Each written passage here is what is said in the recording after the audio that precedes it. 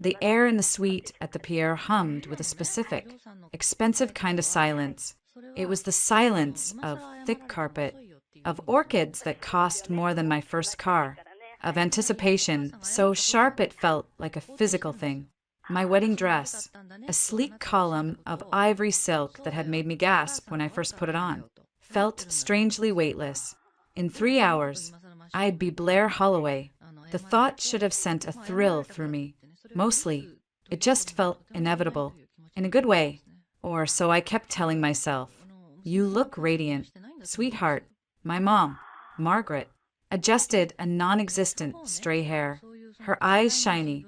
She was in a lovely lavender dress, bought after 3 trips to Macy's and countless reassuring texts from me. It's perfect, Mom. Lucas's mom will be an Oscar de la Renta, but you'll look like you, like a movie star. My dad, Frank, chimed in, clearing his throat. His tuxedo fit him a little too perfectly, a rental that made his broad, electrician's shoulders look constrained. Your Nana would be bawling her eyes out. I squeezed their hands. Thanks, guys, for everything, for not mentioning how the rehearsal dinner felt like a shareholder meeting, for smiling when Amelia critiqued the wine selection, for being here. There was a brisk knock, and the wedding planner, Megan, swept in, her headset glowing. 5 minutes. Blair, Lucas is downstairs. Nerves? Just ready, I said, and almost meant it. The ceremony was a blur of stained glass and organ music. I saw Lucas at the end of the aisle, handsome in his Tom Ford tux, his smile tight but genuine. I saw Amelia, his mother, in the front row, a statue in dove-gray Valentino, her expression approving. For once, I saw my parents, beaming, my dad's eyes suspiciously bright. I walked. I said the words. He said the words. We kissed. Applause erupted. A wall of sound. Lucas leaned in, his breath warm against my ear. We did it. The reception was in the grand ballroom. A string quartet played something by Bach. The room was a sea of peonies and white roses. His mother's taste. I'd fought for sunflowers, for something bright and cheerful, and lost. Darling, sunflowers are for farm weddings. Amelia had said with a laugh that held no humor. We're not in Kansas. Now, as we entered the room for the grand introduction, the Mr. and Mrs. Lucas Holloway ringing in my ears, I pushed the memory away. This was our day, ours. The plan was simple. Receive the receiving line, then be ushered to table 1 for the toasts. Table 1 was a long, kingly table at the front of the room. Our place cards, simple ivory cardstock with elegant calligraphy, had been meticulously placed by Megan herself. My parents were to be seated to Lucas's left, his parents to my right, my maid of honor, Chloe, and his best man, plus a few of our closest friends, filled the rest. The receiving line was a parade of air kisses and murmured congratulations. Lucas's side, hedge fund managers, society ladies, faces from the pages of Town Country. My side, aunts from Jersey, my college roommate who was now a public defender, my dad's bowling buddies in uncomfortable suits. The 2 streams met, mixed awkwardly, and flowed on. I kept smiling. As the line dwindled, I looked for my parents. They were hovering near the entrance to the ballroom, looking a little lost. I waved them over. Everything okay? I asked, linking my arm through my mom's, just taking it all in. She said, her voice soft. It's like a fairy tale. Blair, where's your table? Frank, Lucas asked, clapping my dad on the shoulder with a heartiness that didn't reach his eyes. You should be seated. Oh, we're not sure, Dad said, peering at the table numbers. 1, right? That's us. Of course it is, I said, frowning. I scanned the front of the room. Table 1. I could see the place cards from here, but the names facing us. I recognized Lucas's great-aunt Muriel, his business partner, Charles, his mother's best friend, Bitsy. A prickle of unease traced my spine. Megan? I called out, spotting the planner. She hurried over, a forced calm on her face. Yes, Mrs. Holloway, the seating at table 1. It looks different. Megan's smile tightened. A last-minute adjustment. Mrs. Holloway, Senior felt it was for the best.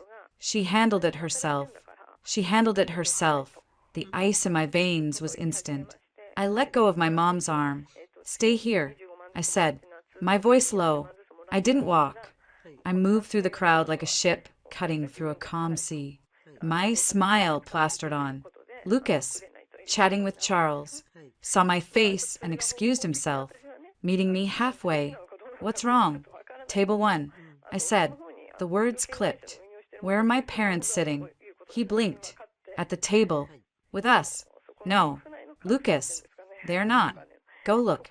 He had the audacity to look mildly annoyed, as if I were causing a scene over napkin colors. He strode to the table, glanced at the place cards. His brow furrowed. He picked one up, then another. He turned to me. Confusion genuine. This isn't what we agreed. No kidding. Where are my parents' cards? I don't know. Megan must have. Megan said your mother handled it. The mention of his mother was like a switch. His shoulders stiffened. Just a fraction. The confusion in his eyes shifted, hardened into a defensive wariness. Well, I'm sure she had a reason. There's probably been a reshuffle. Your parents are sitting somewhere. It's a big room. A reshuffle? I repeated, my voice dangerously quiet. The main table, the one with the bride and groom's parents? Lucas, look at who is at that table. It's all your family, your friends, your mother's garden club. Blair, lower your voice. He hissed, stepping closer. People are looking. Let them look. Where are my parents supposed to sit? I'll find out. Just go mingle. I'll handle it. He tried to steer me away. I shook him off. We handle it together. Now, I turned and saw my parents, still standing awkwardly by the door, watching us. Amelia materialized beside them, a vision of calm authority. She said something to my mother, who nodded, her smile strained. Then Amelia glided towards us, a socialite smirk on her perfectly lined lips. Darling, you're missing your own party, she said, air-kissing the space near my cheek. Lucas, Charles was just telling me about the Berkshire deal. Fascinating. Mother, Lucas said, his voice strained. The seating at table 1. Amelia's gaze flicked to me, then back to her son. Cool. Assessing. Yes. A slight adjustment. Megan is utterly incompetent. You know, I had to step in. Where are Margaret and Frank sitting? I asked, my tone flat. Amelia's smile didn't waver. She leaned in, as if sharing a delicious secret. Blair, be reasonable. This is a delicate ecosystem. The seating chart is a statement. Your parents are lovely people, truly, but their vibe is rather Jersey Shore. Don't you think? We can't have them front and center, next to the Vanderbilts and old Mrs. Whitlock. It would be uncomfortable for everyone. Martha and the girls from the garden club are here. It's about the overall picture, the harmony of the room. The words hung in the perfumed air between us. Jersey Shore, vibe, uncomfortable, each one a tiny, precise dagger. I felt the blood drain from my face, then rush back, hot and furious. I looked at Lucas. His jaw was tight. He wasn't looking at me. He was looking at his mother, a silent plea in his eyes. But when he spoke, it was to me. Blair, he said, his voice a low, placating murmur. It's just a seat. Does it really matter? They're here. They're happy for us. Mom's thinking about the overall experience for our guests. Frank and Margaret won't mind. They're not formal people. They're not formal people. The excuse, the dismissal, wrapped in a fake compliment. My vision tunneled. I saw my dad, in his awkward tux, trying to make small talk with a venture capitalist. I saw my mom, clutching her simple clutch, her eyes searching for me. for a safe harbor in this sea of judgment. Where? I said, each word a chip of ice. Are they sitting? Amelia sighed, a put-upon sound. I placed them at a perfectly charming table, near the back, by the kitchen doors, but it's surprisingly quiet there, and close to the dessert station. I'm sure they'll appreciate that. She said it as if she'd done them a great favor. The back, by the kitchen, at my wedding. I didn't wait for Lucas. I walked past them both, my silk dress whispering against my legs. I went to my parents. Blair, honey, is everything all right? My mom asked, her hand reaching for mine. Amelia said there was a little mix-up with the tables. It's no problem. We're just happy to be here. My dad forced a chuckle. Yeah, don't you worry about us. Kiddo, we've got a great view of the band from back there. We'll be fine. You go enjoy your day. He winked, but it didn't reach his eyes. I saw the hurt there, buried deep under a lifetime of making the best of things. The hurt of a man who knew he was being measured and found wanting. That did it. That quiet, paternal sacrifice shattered the last of my composure. I turned. Lucas and Amelia had followed me, watching. Lucas looked anxious. Amelia looked impatient, as if I were delaying the salmon course. I felt a strange, cold clarity settle over me. The music, the chatter, the clink of crystal, it all faded to a dull roar. I looked at the man I had just sworn to spend my life with.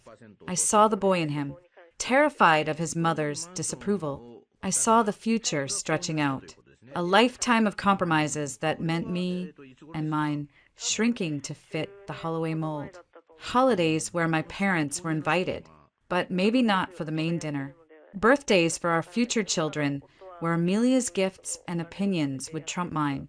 A life where vibe and overall picture were code for you are not enough. No, I said, my voice not loud, but cutting through the ambient noise. People nearby turned. Blair, please, Lucas said, stepping forward, a hand out. Let's not do this here. We'll fix it for the next event. I promise. The next event? I laughed. A short, bitter sound. There won't be a next event. I looked at Amelia. You think my parents aren't good enough for your ecosystem? You think their love, their decency, is less valuable than Bitsy's trust fund or Martha's social connections? Amelia's face went rigid. You're being hysterical. This is unbecoming. What's unbecoming? I said, my voice rising now, is a woman so small, so empty, that she has to tear down two good people to feel tall. What's unbecoming is a man who lets her. I locked eyes with Lucas. You promised me, you swore on everything that our families would be joined, that my parents would have a place of honor, not shoved by the kitchen like hired help. You stood there an hour ago and vowed to cherish me. Is this your cherish? Letting your mother humiliate the people who made me? He flinched. That's not what's happening. You're twisting it. Mom's just trying to make sure everything runs smoothly. Why is this such a big deal? A seat is a seat. They're sitting, aren't they? His words came out in a frantic, low rush. He didn't get it. He would never get it. The cold clarity crystallized into a diamond-hard plan. I felt a terrifying calm. I looked at my parents. My mom had tears in her eyes. My dad's face was set in a grim line. He gave me a slight, almost imperceptible nod. Enough. I reached for the nearest champagne flute from a passing waiter's tray. I picked up a spoon from a nearby place setting. I didn't think. I just acted. Ting, ting, ting. The sound rang out, sharp and commanding. The string quartet trailed off. Conversations died. Heads turned. 200 faces. Curious, smiling, expectant, focused on me. The beautiful bride in her beautiful dress, about to make a toast. Lucas's face was pale. Blair, what are you doing? He whispered, panic finally reaching his eyes. Amelia looked furious, mortified. Stop her. She hissed at her son. He didn't move. I climbed onto the small raised step of the band platform.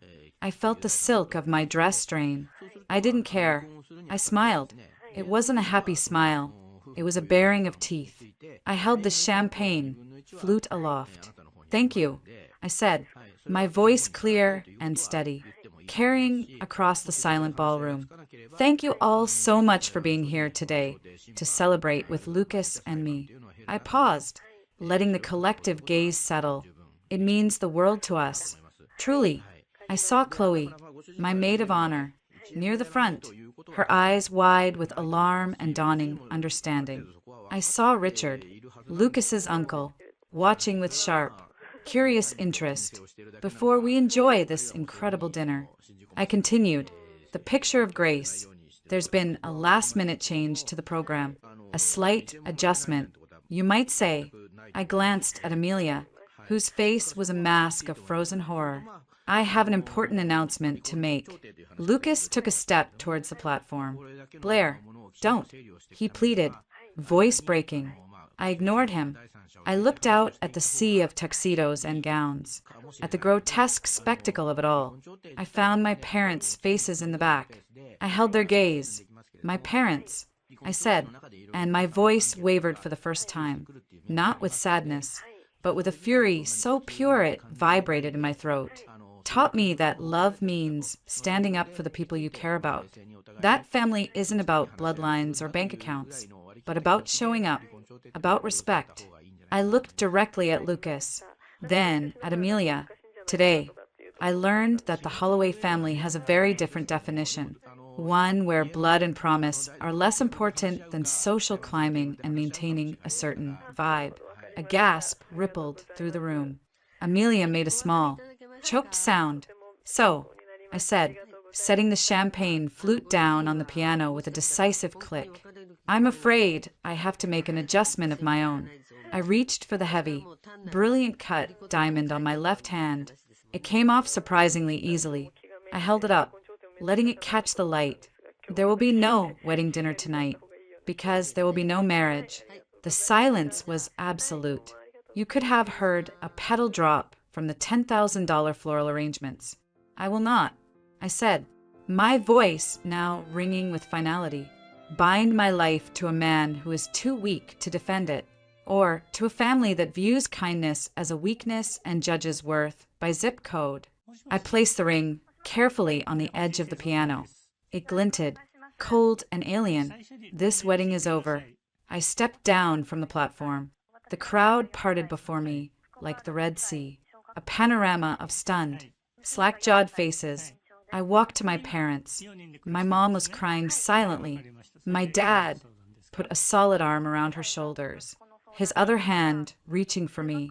"Mom, Dad," I said, my voice now soft, "just for them."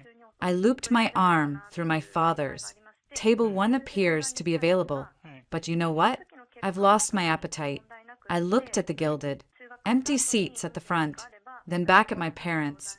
"Let's get out of here. Let's go home." I didn't look back at Lucas. I didn't look at Amelia. I just walked, my parents flanking me, out of the ballroom, through the hushed lobby, and into the blinking, indifferent light of a New York evening. The heavy hotel doors swung shut behind us, muffling the sudden, explosive wave of sound that erupted in the grand ballroom we left behind. My apartment in the West Village had never felt so loud in its silence. The silence of a life interrupted. I stood in the middle of the living room, still in the ivory silk column that had cost more than my monthly rent. The adrenaline that had been a roaring tide in my veins at the Pierre had receded, leaving behind a cold, trembling emptiness. My hand shook. I felt like I'd been in a car crash. My phone, discarded on the entryway table, was a live wire. It buzzed, lit up, dimmed, and buzzed again, a frantic, angry heartbeat.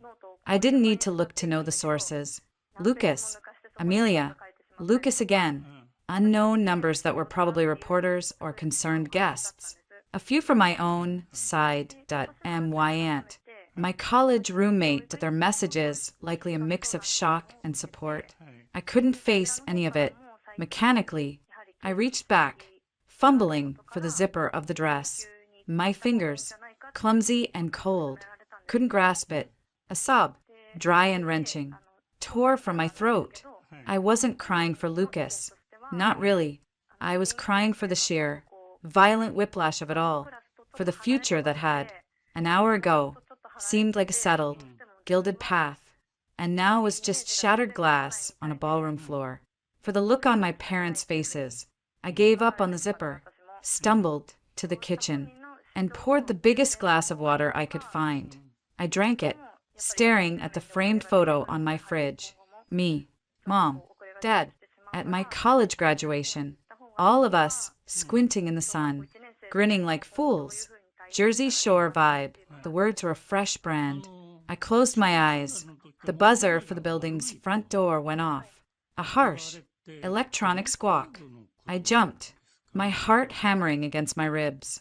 I wasn't expecting anyone. My parents had driven back to New Jersey. A quiet, shell-shocked car ride where my mother had held my hand the whole way and my father had just repeated, "You did the right thing. Kiddo, you did the right thing." Like a mantra. I'd begged them to stay, but they'd insisted I needed space. "Call us. Any time," my mom had whispered, her face etched with a worry deeper than any I'd ever seen. I walked to the intercom, my bare feet cold on the wood floor. "Hello, it's me. Let me the hell up before I break this damn door down. Also, I have pizza and a bottle of tequila that's seen better days, but it'll do the job. Chloe, my maid of honor, my best friend since freshman year at NYU, the one person who, upon hearing my truncated, tearful phone call from my parents' car, had just said, 'Give me 2 hours. I'm handling the logistics. Do not talk to anyone. Do not look at social media. I'm coming.' I pressed the button to unlock the downstairs door without a word. 5 minutes later, there was a firm knock. I opened it. Chloe stood there, a large, greasy pizza box balanced on one hand, a brown paper bag in the other, and her briefcase slung over her shoulder. She was still in her elegant, champagne-colored bridesmaid dress, but she'd kicked off her heels and her expertly styled hair was coming loose from its updo. She took me in, the pristine dress, the smudged mascara, the hollow look in my eyes, and her own face, usually a mask of sardonic competence, softened for a microsecond. "Okay," she said, sweeping past me into the apartment. "First order of business. Get you out of that $2 million shroud." She dumped the pizza and bag on the coffee table, set her briefcase down with a thud, and marched over to me with efficient, no-nonsense movements. She found the zipper and yanked it down. Arms up, I obeyed like a child. The silk pooled at my feet. I stood there in my lace-trimmed slip, feeling exposed and ridiculous. Chloe nudged the dress aside with her foot, went to my bedroom, and came back with my oldest, softest NYU sweatshirt and a pair of leggings. "Put these on. Then, we eat. Then, we strategize." The normalcy of it, the sheer Chloe-ness, was the first thing that felt real since I'd tapped that champagne flute. I changed, the soft cotton a relief against my skin. The smell of garlic and cheese began to fill the room. Chloe had already plated 2 giant, drooping slices of pizza and was pouring healthy shots of amber liquid into 2 coffee mugs. "To the death of bullshit," she said, handing me a mug. I clinked mine against hers, the tequila burning a welcome path down my throat. I took a bite of pizza. It tasted like ash, but I chewed and swallowed. "Okay," Chloe said, wiping her mouth with the back of her hand. "Start from the moment I lost sight of you after the receiving line. I saw you talking to Lucas, then Amelia, then you were storming off to your parents, then you were on the goddamn podium. Give me the dialogue. Blair, word for word." So I did. My voice was flat, detached, as I recounted it.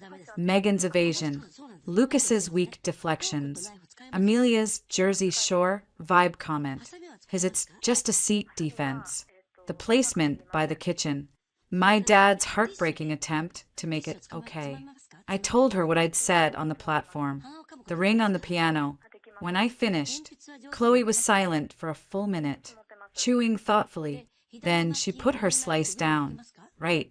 So, it's even worse than the 37 hysterical texts I got from people trying to get the real story. Which, by the way, we are controlling. Right now. Controlling? I echoed dully. The narrative. Blair. The story. Because a story like this? A society wedding blow up at the pier? It's catnip. It's already leaking. I've had 3 discreet calls from gossip columnists. She leaned forward, her lawyer face on. They're not just assholes. They're stupid assholes. And stupid, rich, entitled assholes with a social reputation to protect are the most dangerous kind. Because they panic. And when they panic, they get nasty.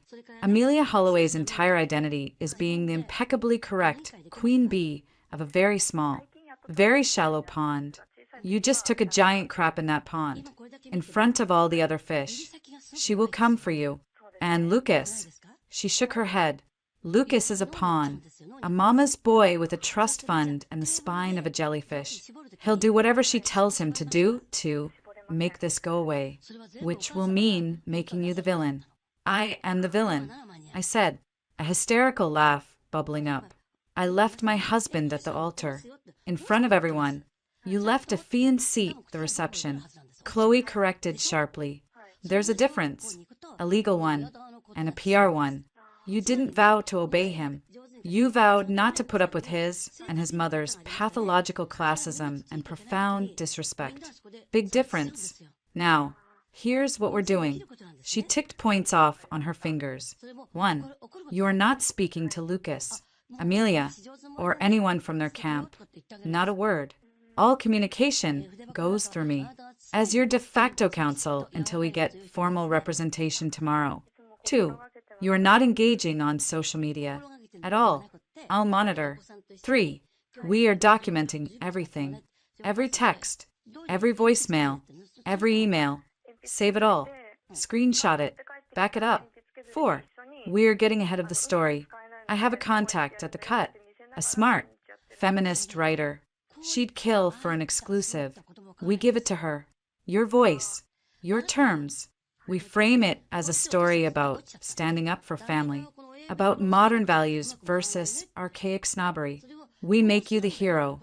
I don't feel like a hero, I whispered, pulling my knees to my chest. I feel like I'm going to throw up. Good, Chloe said, not unkindly. That means you're not a sociopath. What you did took monumental courage. Now we have to be smart. This isn't over. It's a divorce before the marriage even started. There are financial entanglements. The wedding costs. Your name is probably on shit. We need to untangle it. And we need to do it from a position of strength. Not you sobbing into a pint of Ben Jerry's while they paint you as an unstable gold digger who had a tantrum over place settings. Her words were a bucket of ice water, a divorce, legal battles, money. The wedding, my parents put a lot into it. The dress, the band, deposit. We'll get it back, Chloe said, her eyes glinting, or we'll make them wish they'd just paid it. The threat of discovery can be a powerful motivator. Rich people hate sunlight. She glanced at my buzzing phone. Speaking of, shall we? She got up, fetched the phone, and put it on speaker on the coffee table between us. It lit up again. Lucas. The caller ID was a relic from what felt like a past life. Don't answer. Chloe said, I want to hear it. I said, a morbid curiosity gripping me. I want to hear what he has to say. Chloe hesitated, then nodded. Okay, but we record it for documentation.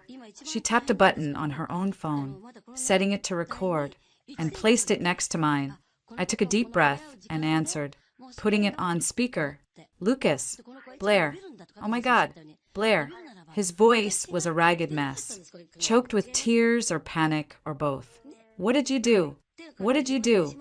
The sound of his voice, so familiar, so full of anguish, sent a physical pang through me. The old Blair, the one from 3 hours ago, would have melted, would have tried to soothe him. The new Blair felt nothing but a cold, hard stone in her gut. I think the question is, what did Yudo? Lucas? What did you let happen? It was a mistake. He cried. A stupid, terrible mistake. Mom, she got it in her head. And I didn't know how to stop her. Not right then. But you nicked everything. Do you have any idea what you've done? The humiliation. There it was. Not an apology for the hurt inflicted on me and my parents. Concern for the humiliation. His humiliation. Amelia's humiliation. My parents were humiliated. I said, my voice deadly calm. Or did you miss that part while you were worrying about the overall picture? They're fine, he insisted, and I could almost see him running a hand through his perfectly styled hair. They're tough. They get it. This is how things are sometimes. You don't blow up a $200,000 wedding and a merger of two families over a seating chart. It wasn't about the seats. Lucas, it was about the message that my family, my history, me, that we're not good enough. And you agreed with the message. You stood there and you nodded. I did not agree. He started, but his voice faltered. You said, and I quote, it's just a seat. Does it really matter? When the woman who raised me was about to be exiled to the back of the room at her only daughter's wedding, you told me it didn't matter. The stone in my gut was heating up, turning into magma. So yes, I nuked it, because I will not spend my life. I will not have children with a man who thinks my mother and father are acceptable collateral damage for his mother's social anxiety. There was a long silence on the other end, broken by a shaky breath. You're being hysterical. You're not thinking straight. Look, come home. We'll talk. We'll fix this. We can have a do-over. A smaller thing. Just family. I am home. Lucas. And the only family I'm interested in seeing is the one that was never good enough for your table one. I looked at Chloe, who gave me a firm, slicing motion across her throat. Don't call this number again. Any further communication can go through my lawyer. Your lawyer? His voice rose to a shriek. You're getting a lawyer? Blair, this is insane. We're married. Not in any way that counts. I said softly, goodbye. Lucas. I hung up. My hand was steady. The call had lasted 2 minutes and 17 seconds. It had erased 2 years. The phone buzzed again immediately. Then a text came through. Then another. I didn't read them. Chloe scooped up the phone, her fingers flying over the screen. Blocking his number for now. We'll unblock later to collect messages. But you don't need to see this in real time. She peered at the screen. Amelia's trying to call. Let it go to voicemail. It did. A minute later, the notification popped up. Chloe played it, again on speaker. Amelia's voice was not hysterical. It was cold, clipped, and sharp as a scalpel. Blair, this melodramatic little performance of yours has caused a great deal of unnecessary distress. Lucas is devastated, as you might imagine. After the spectacle you made, I am willing to overlook this outburst, given the natural nerves of the day, and arrange for a suitable correction. A small, private ceremony at the apartment next week. Perhaps this can all be smoothed over. If you are reasonable, call me. We will discuss the necessary public statement and how to manage your parents' understandable confusion. Do not make this worse for yourself. The message ended. Chloe and I stared at each other. A suitable correction. I repeated, manage your parents' confusion. I started to laugh. A raw, aching sound. She thinks she's offering me a pardon. Like I'm a servant who broke a vase. She thinks you're a problem to be solved. Chloe corrected. And her solution is to gaslight you into thinking you overreacted. Marry you off quietly before anyone notices. And then spend the rest of your life reminding you of the grace she showed you. Classic abuser playbook, just with better table linens. She saved the voicemail. This is gold. Pure. Unadulterated condescension. It's perfect. My phone buzzed with a new notification. An email. I glanced at it.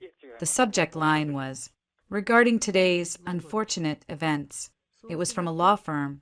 Prescott Lowe, the Holloway family lawyers. Chloe swore under her breath. "They're fast. They're going to try to intimidate you. Don't open it. I'll forward it to my work email. We'll have a lawyer friend look at it first thing." The enormity of it all crashed down on me. Lawyers, legal threats, a public narrative war. "Chloe, I can't. I wanted to leave. I wanted it to be over." "It's not over," she said, her voice gentler now.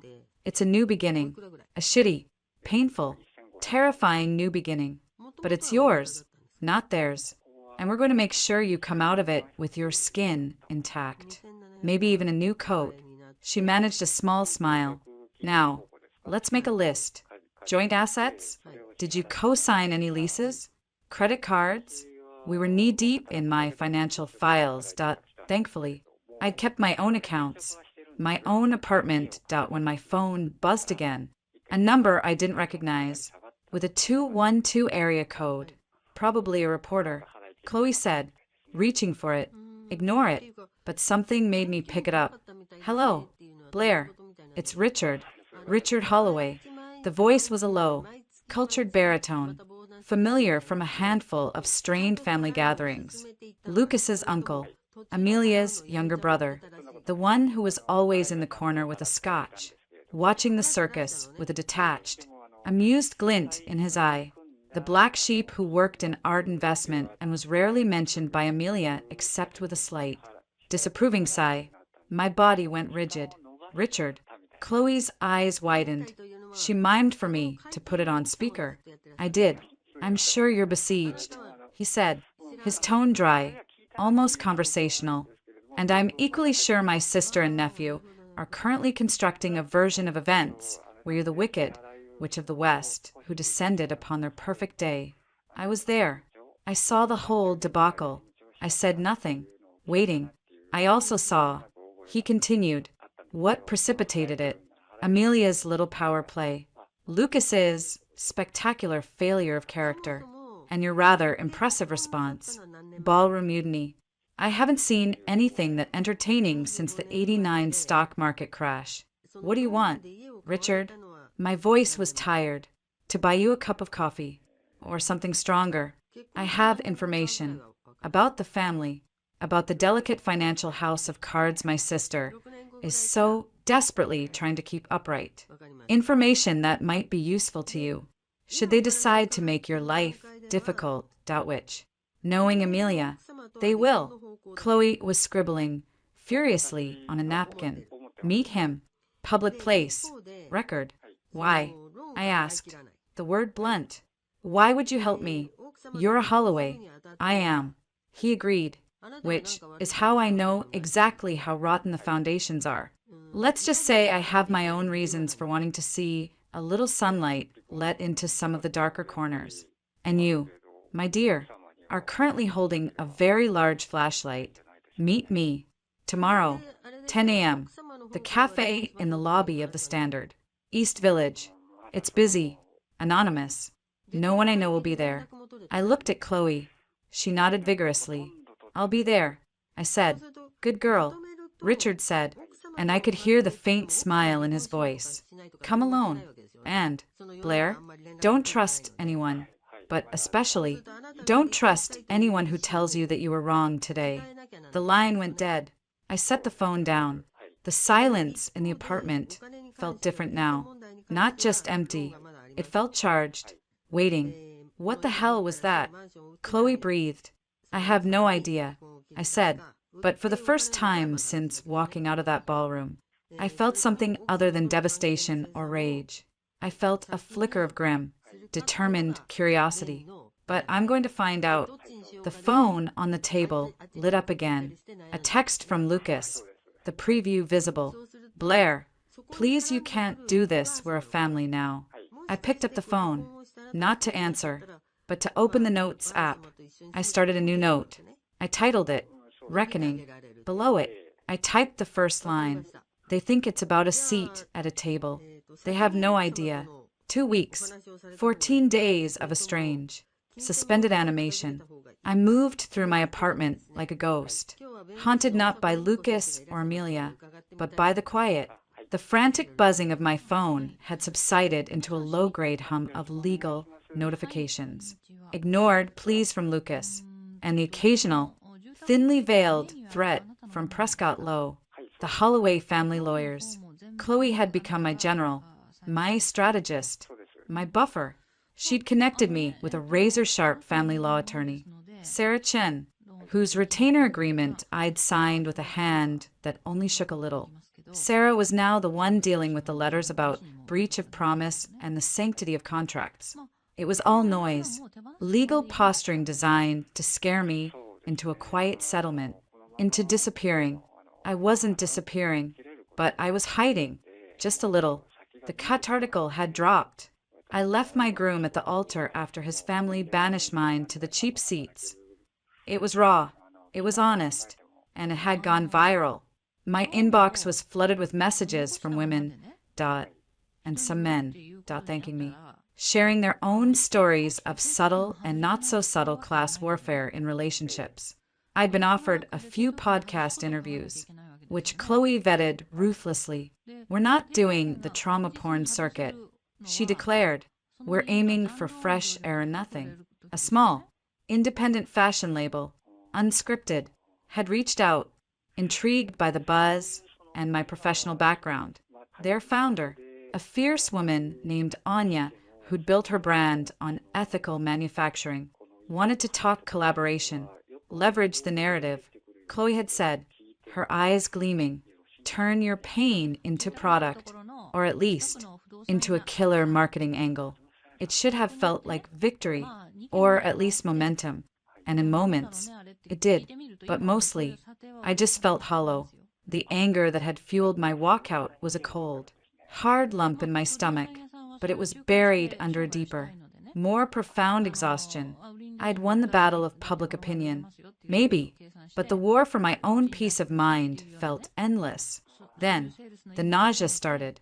Not the stress-induced kind I'd grown accustomed to, but a specific, daily, mid-morning revolt, a metallic taste in my mouth, a sensitivity to smells so acute I could barely stand the scent of my own coffee.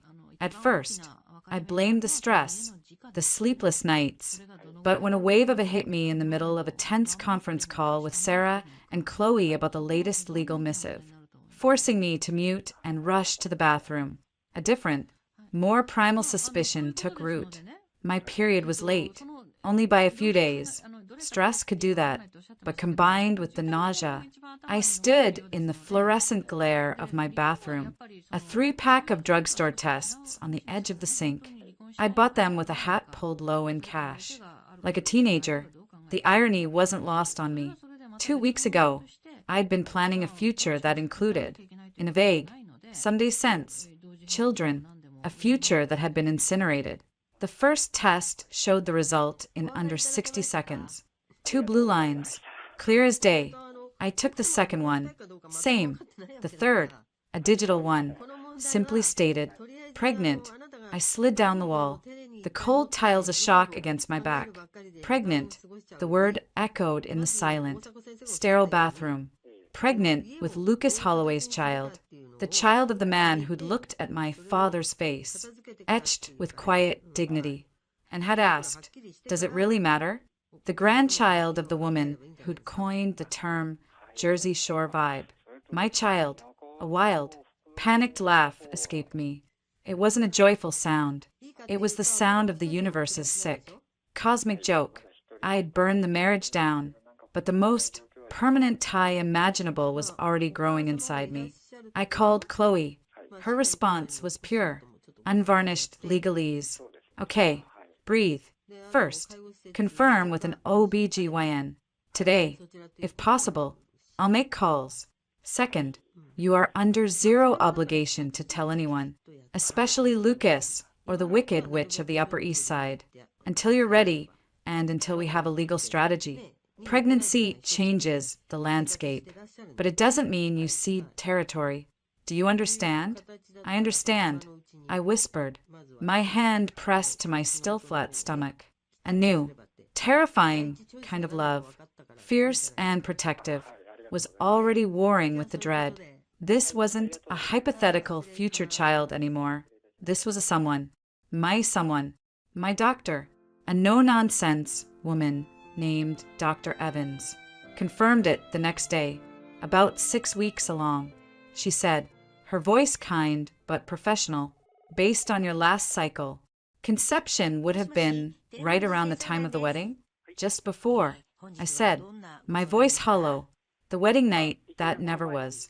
A frantic, hopeful coupling in his apartment a week before. A last attempt to connect before the chaos. The memory was ash. I see, Dr. Evans said, her eyes taking in my pale face. Your file says you're recently separated. Do you feel safe? Is there any coercion or threat regarding this pregnancy? The question, so direct, broke something in me. No, I managed. Not like that. It's complicated. The father, he's weak. His family is toxic. I don't want them near this baby. The words spilled out, raw and desperate. Dr. Evans nodded, making a note. Your feelings are valid. My priority is your health and safety, and the health of the pregnancy. I'm referring you to an excellent therapist who specializes in high-conflict co-parenting situations. In the meantime, prenatal vitamins, rest, and remember, you have choices. All of them are yours to make. Choices. The word felt both empowering and like a crushing weight. I told my parents that weekend. Driving out to Jersey, we sat in their cozy, familiar kitchen, the smell of my dad's meatloaf in the air. When I said the words, I'm pregnant, my mother's hand flew to her mouth, her eyes filling with instant tears, not of joy, but of profound, aching worry for me. Oh, honey, she breathed. My dad was silent for a long moment, his big, calloused hands flat on the checked tablecloth. Then he looked at me, his eyes steady. Okay, so, we're having a baby. The we was deliberate, encompassing. That's big news. How are you feeling? Terrified, I admitted. Sick, angry, and, weirdly, already in love with it, which makes me even more terrified. What are you going to do? My mom asked, her voice gentle. Have it, I said, the decision solidifying as I spoke. I'm having this baby. I don't know how to navigate the Lucas part or the Amelia part. My dad reached over and covered my hand with his. You'll figure it out. We'll figure it out. This baby is a Bennett. That's what matters. That Holloway kid. He shook his head. He showed you who he is. You believe him. But that doesn't mean he gets to screw up being a father. If he even can, that's a separate job. And if he can't do it right, then he doesn't get to do it at all. His simple, unwavering support was a life raft. I clung to it. The legal letters from Prescott Lowe took on a new, more sinister tone. They were no longer just about the broken engagement and wedding costs. They started hinting at defamation of character based on the Cut article, at unjust enrichment because, apparently, walking away from a man who let his mother insult my family was me profiting. It was bullying, plain and simple. Sarah Chun was unimpressed. They're fishing, she said during one of our calls, trying to see if you'll fold. They hate the publicity. Amelia Holloway's name is becoming synonymous with elitist snob, and that's bad for business. What business? I asked. The file Richard had given me burning a hole in my digital consciousness. I hadn't looked at it yet. I was afraid to. The Holloway Group. Old money, manufacturing, textiles, some industrial parts. It's been quietly struggling for years. The social capital, the right connections, that's how they've kept the loans flowing. Your little expose is like a pin to their carefully curated balloon. It was in the middle of this, armed with the pregnancy test and Sarah's legal counsel, that a new email from Lucas arrived, not through his lawyer, to my personal inbox. The subject line was just my name, Blair. I know you don't want to hear from me. I know you have every right to hate me. I hate myself most of the time now. The things I said, the things I let happen. I have no excuse, only explanations. And they're pathetic. I was weak. I've always been weak where my mother is concerned. I confused her approval for love, and her world for the only one that mattered. I was an idiot. Losing you was the wake-up call I didn't know I needed. It's like I've been living in a fog, and you walking out that door was the first clear air I've breathed in years. It's cold, and it hurts, but it's real. I'm not the man I was at the wedding. I'm trying to be better.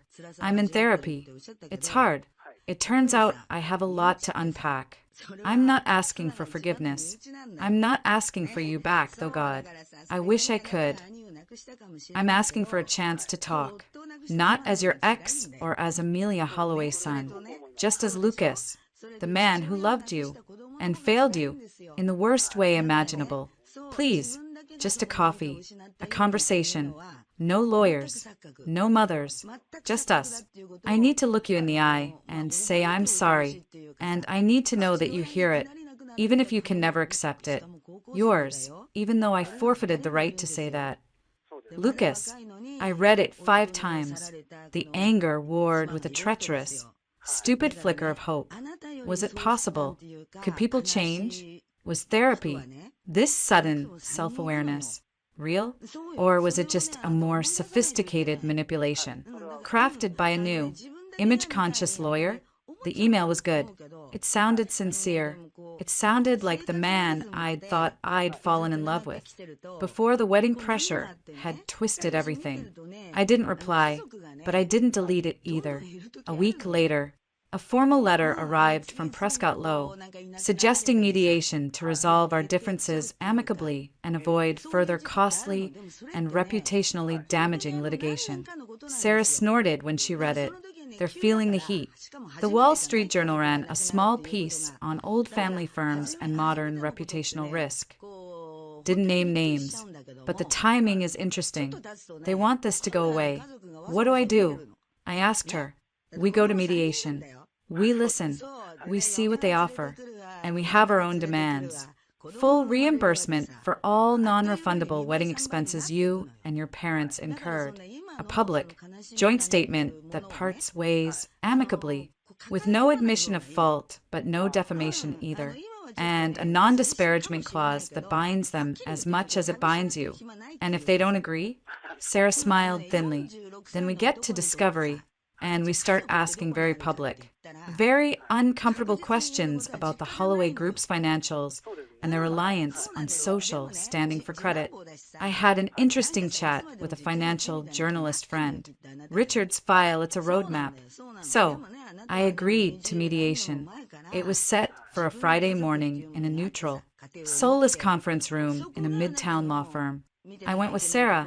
Lucas came with a lawyer I didn't recognize, not the bulldog from Prescott Lowe, but a younger, more empathetic-looking woman. He looked terrible, thinner, shadows under his eyes, his usual polished veneer replaced by a raw, unkempt anxiety. His eyes found mine the moment I walked in, and the pain in them was so stark, so immediate, that I had to look away. The mediator, a tired-looking man in his 50s, ran through the procedures. Lucas's lawyer spoke first, outlining a proposal, a monetary settlement to cover a portion of the wedding costs, a fraction. I noted, a private non-disclosure agreement, and a joint statement that would call the split a mutual decision based on irreconcilable differences. Sarah countered with our demands, full reimbursement, a specific, stronger non-disparagement agreement, and a clause that Amelia Holloway would issue a private, written apology to my parents. At the mention of his mother, Lucas flinched. His lawyer leaned over, whispering furiously to him. He shook his head, then looked at me. Blair, he said, his voice hoarse, cutting off his own attorney. Can we talk? Just for 5 minutes. In the hall, Sarah put a warning hand on my arm. I looked at Lucas, at the shattered man in the expensive suit. This wasn't the arrogant mama's boy from the wedding. This was someone who was drowning, and I had news that would either sink him or force him to swim. I had to know which it was. 5 minutes, I said, standing up. Sarah, it's okay. We stepped out into the empty, carpeted hallway. The air was cold, recycled. He leaned against the wall, running a hand through his already disheveled hair. I'm sorry, he blurted out, for the offer. It's what the lawyers and my mother came up with. It's insulting. I know it is. Why are you here? Lucas? I asked. My arms crossed over my chest, a subconscious protective gesture. If you're not behind their offer, why are you letting them speak for you? Because I don't know how to do this. He cried, his voice breaking. I've never made a real decision without her input. Not about money, not about my life, nothing. I'm 32 years old, and I'm a child playing dress-up in a boardroom. You showed me that. Losing you showed me that. He took a step closer, his eyes pleading. The money, the statement, I'll give you whatever you want. Full reimbursement. I'll write the check today from my personal account, the one she doesn't control. I'll sign whatever non-disparagement clause you want. I'll get my mother to apologize, even if I have to. I don't know. Threaten to move to Montana. It was what I wanted to hear, but it felt rehearsed, like another performance. And then what? We signed some papers, and you go back to your life, a little wiser, a little sadder. No, he said, and now the tears were in his eyes, unshed but glistening. No, Blair, I want to try, not to get back together. I know that ship has sailed, exploded, and sunk to the bottom of the ocean. But I want to be in your life, as a friend, as someone who is so desperately sorry. I'm in therapy. Blair, it's unlocking things. Why I am the way I am. My father, he was just like me, weak, and she just consumed him. I don't want to be consumed. I want to be better, for me, and if you'd ever allow it for you, to prove to you that the man you saw that day isn't all I am. He sounded so earnest, so broken, so real. The flicker of hope grew. Could it be? Could something, some tiny, mangled root of the love I'd felt, be salvaged from this wreckage? Not as lovers, but as people who had shared a life, who had meant something to each other. And then I thought of the test, of the 2 blue lines, of the tiny, undeniable fact growing inside me. This wasn't just about us anymore. It was about a child, his child, our child. I had to tell him, this sterile hallway, in the middle of a legal mediation, was the worst possible place. But there was no good place. There was only now. Lucas, I said, my voice barely a whisper. There's something you need to know. His expression shifted from pleading to wary confusion. What? I took a deep breath, my hands going instinctively to my stomach. I'm pregnant. The words hung in the air-conditioned silence. For a moment, his face was a complete blank. Then, a series of emotions flickered across it. Rapid fire, shock, disbelief, dawning comprehension, and then a wild, unbelievable joy. It lit up his whole face, erasing the shadows, the weariness. It was the most genuine, unguarded expression I'd seen from him in years. You're pregnant? He breathed. We're having a baby? I nodded, my throat tight. The joy on his face was momentarily blinding. Oh my God, Blair, this is incredible. This is a miracle. He reached for me, then stopped himself, his hands hovering in the air. This changes everything. And there it was, the phrase that doused the flicker of hope in my heart like ice water. This changes everything. Does it? I asked, my voice cold. Of course it does, he said, the words tumbling out. It's a sign, don't you see? It's a second chance.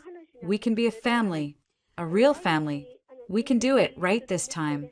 We can get married. A small ceremony, just us and... He was babbling, euphoric, and with every word, my heart hardened. He wasn't seeing me, Blair, the woman he'd hurt. He was seeing a solution, a neat, tidy solution to the mess he'd created, a baby, a wedding, a happy ever after narrative that would erase the scandal, satisfy his mother's desire for continuity, and give him a do-over.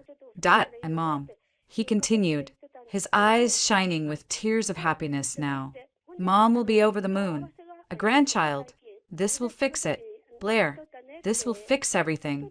Fix everything. The final nail. He didn't want to fix us. He wanted to fix the problem of his embarrassment, his mother's disapproval, the social stain, a baby, and a rushed wedding with a perfect band-aids. I looked at him, at this man who could swing from abject misery to ecstatic, selfish planning in the space of a heartbeat. I saw the future he was envisioning. Amelia, cooing over her grandchild, finally approving of me as the vessel of her lineage. Lucas, the proud father and dutiful son, back in the fold. My parents, they'd be allowed at the small ceremony. Of course, maybe even at the right table this time, because everything would be fixed. The love I'd felt, the hope I'd foolishly entertained, died. It didn't even hurt. It just vanished, leaving behind a clear, cold certainty. Lucas, I said, my voice quiet and final, cutting through his happy chatter. He stopped, beaming at me. What?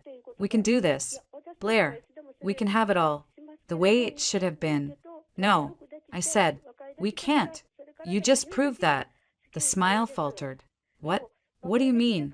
You heard pregnant, and your first thought wasn't about me, or the baby's health, or what I might be feeling. It was about how it could fix your life, how it would make your mother happy. You're still trying to solve for Amelia. Lucas, you're not solving for us. There is no us. There is me, and there is this baby, and you. His face crumpled. That's not true. I'm happy about the baby. Our baby. I'm sure you are, I said, stepping back, putting physical distance between us. But your happiness is conditional. It's conditional on this baby fitting into the Holloway narrative, on it making things neat and tidy again. What if I don't want a small, quiet wedding?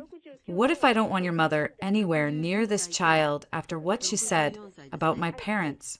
What if I want to raise this baby with my last name, in my apartment, with my values? Where does your happiness go then?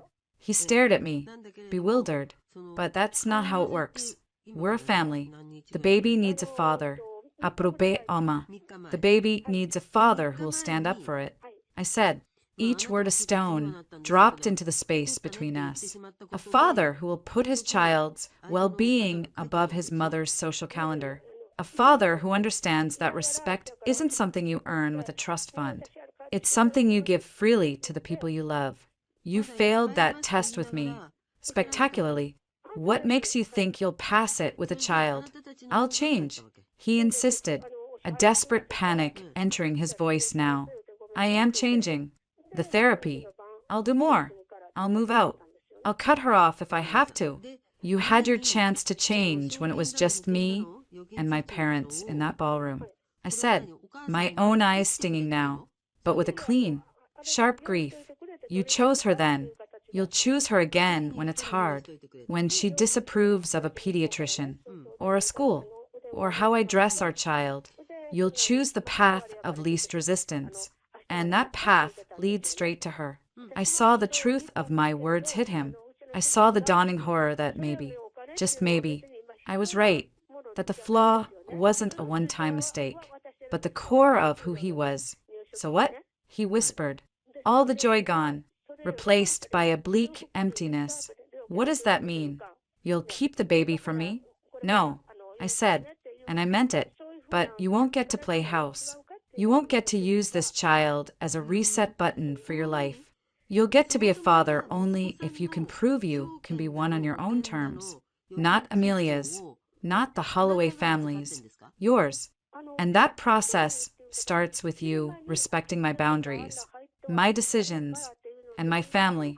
It starts with you understanding that you forfeited the right to have an opinion on my uterus or my life the moment you asked me if my father's dignity really mattered.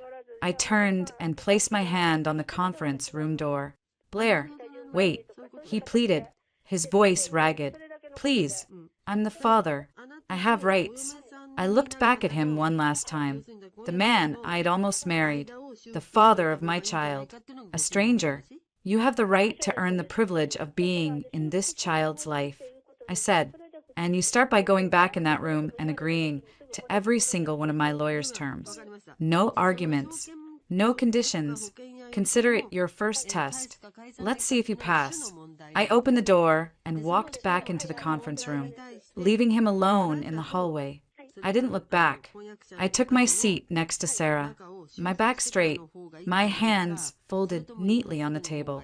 My heart was pounding, but my mind was clearer than it had been in weeks. When Lucas finally came back in, his face was ashen, but his jaw was set. He didn't look at me.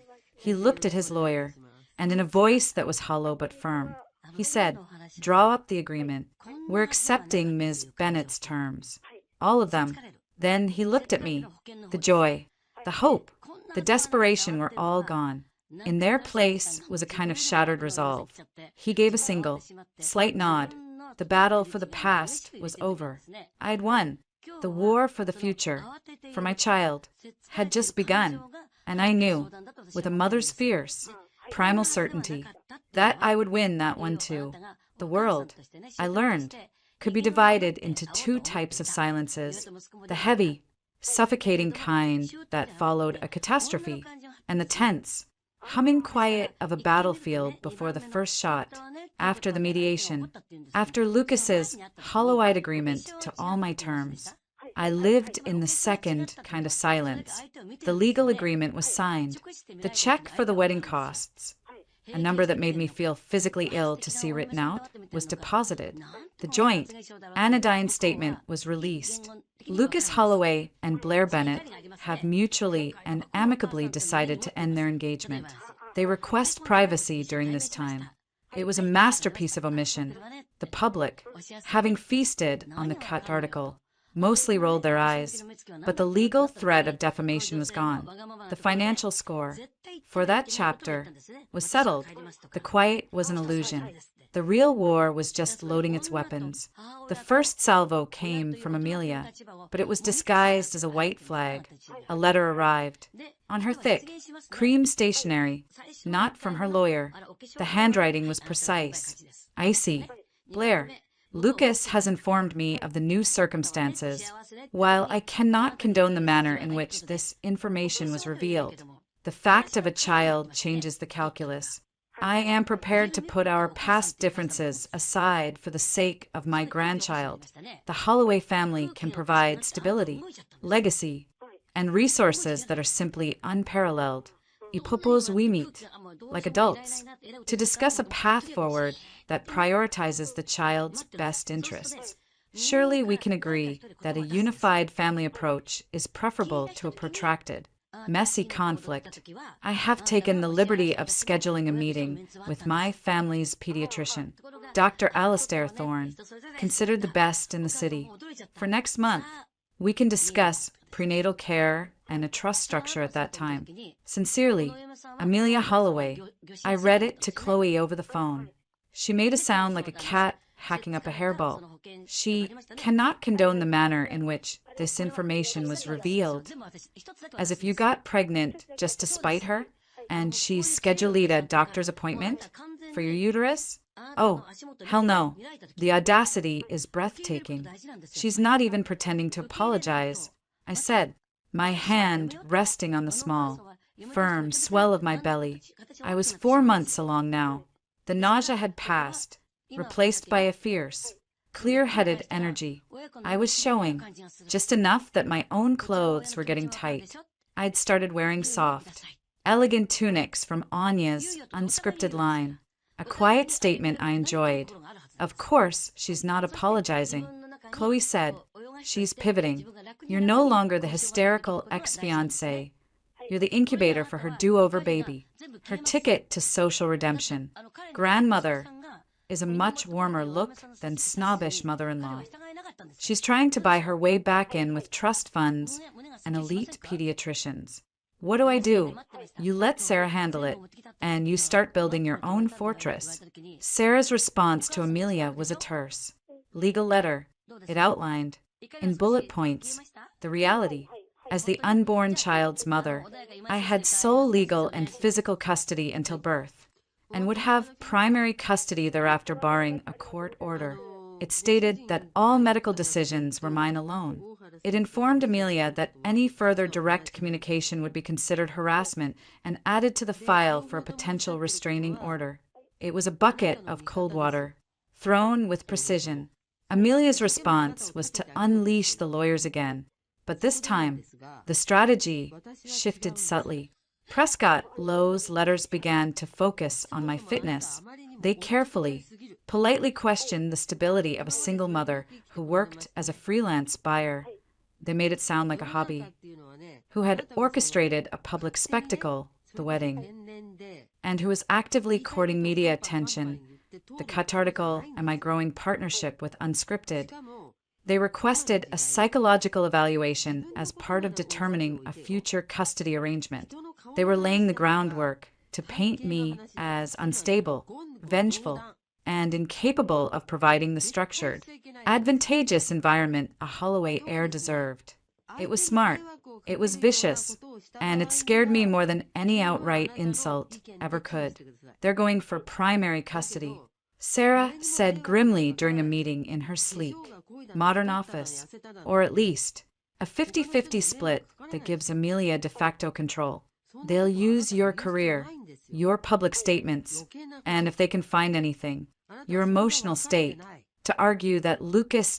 And by extension, the Holloway fortune and influence is the more stable parent. It's a classic move in high net worth divorces. The money isn't just for the child, it's a weapon to bludgeon the less moneyed parent with.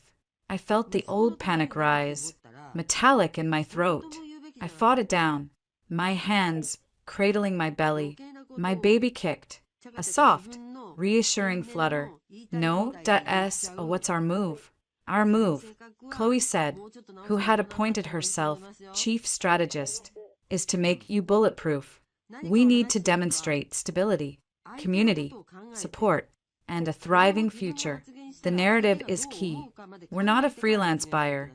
You're a successful fashion consultant and a brand collaborator. We're not courting media.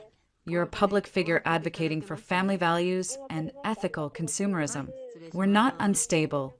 You're a woman who made a courageous, principled stand and is now building a beautiful life for her child. How? I asked, feeling overwhelmed. We weaponize your life. Blair, Chloe said, her eyes bright. We document everything. We get testimonials from your OB/GYN about your perfect health and responsible care. We get a statement from Anya at Unscripted about your contract, your future, the stability of the partnership. We showcase your apartment, safe, spacious, in a family-friendly neighborhood. We get letters from your parents, from your friends, about your character, your community. We build a mountain of evidence that says you are not just fit, you are exceptional, and we use the file. I said, the words coming out before I'd fully thought them through. Sarah and Chloe both looked at me. Richard's file? Sarah asked. I nodded. I'd finally opened the encrypted folder Richard had given me. It was a labyrinth of spreadsheets, emails, and audit summaries related to Holloway Group subsidiaries. I didn't understand half of it, but Sarah had a finance friend who, after a few hours, had distilled it to a simple, powerful truth. The Holloway Group was bleeding money. Several of their legacy divisions were kept afloat only by creative accounting and a steady stream of loans from banks that valued the Holloway name and social connections more than their balance sheets. A public scandal, like a nasty, drawn-out custody battle that further tarnished that name, could tip the first domino. We don't use it openly, Sarah cautioned. That could be seen as extortion, but we let their lawyers know we have it. We let them wonder. A carefully worded hint for me during a discovery meeting. The suggestion that financial discovery works both ways. and that the stability of a parent's family assets might be relevant to the court. It might encourage them to be more reasonable. It felt dirty, but so did questioning my fitness as a mother because I'd spoken out against their bigotry. Do it, I said. The next few weeks were a whirlwind of quiet, determined preparation. I met with Anya and formalized my role as a creative consultant for Unscripted, with a contract that included maternity leave and a retainer that proved a steady income. I was interviewed for a thoughtful piece in a business magazine about building a brand with values, where I spoke about integrity and authenticity, subtle digs that anyone who knew the story would recognize. I started a private, curated Instagram account, not for the public, but as a living document. Photos of Sunny, organized nurseries, not yet furnished, but planned, of healthy meals I cooked, of quiet evenings with my parents, of me looking strong and serene in my unscripted clothes. It was a performance, but it was a performance of the life I was determined to have. Lucas, per our agreement, was allowed supervised, pre-approved text messages. They were infrequent, strained, but focused on the baby. How are you feeling? Do you need anything? I replied with polite, minimal updates. Fine. No, thank you. He didn't mention Amelia. He didn't mention getting back together. He was, as far as I could tell, adhering to the boundaries. Part of me wondered if it was the therapy, or just the shock of my last rejection, or maybe Sarah's veiled hint about the financial files had trickled down. Finally, the date for the mandatory custody mediation arrived. It was held in a different, equally soulless conference room, this one belonging to a court-appointed mediator named Susan Gray. The air was thick with unspoken threats. Amelia was there, flanked by a new lawyer, a woman with the sharp, unsmiling face of a hawk. Lucas sat beside his mother, looking pale and clenched. He wouldn't meet my eyes. Sarah and I sat opposite them. Chloe was in the waiting room, my unofficial guard dog. Susan Gray began with platitudes about the child's best interests. Then Amelia's lawyer, Ms. Finch, opened. She was all polished courtesy. Our primary concern is stability and opportunity. Mr. Holloway is prepared to provide a primary residence for the child in his home, which offers significantly more space, security, and access to premium amenities. He is also prepared to establish a generous trust fund immediately. We propose a schedule where the child resides primarily with Mr. Holloway, with liberal visitation for Ms. Bennett. Liberal visitation, the words were a gut punch. They wanted to make me a weekend guest in my own child's life. Sarah didn't blink. Ms. Bennett is the child's mother. She has been the sole provider of prenatal care and will be the primary caregiver post-birth. She has a stable home, a supportive family network, and a growing career. We propose Ms. Bennett retains primary physical and legal custody, with a graduated, supervised visitation schedule for Mr. Holloway to build a relationship. Given the fraught history and the documented attempts by the paternal grandmother to undermine and disparage Ms. Bennett and her family, Ms. Finch's smile was thin.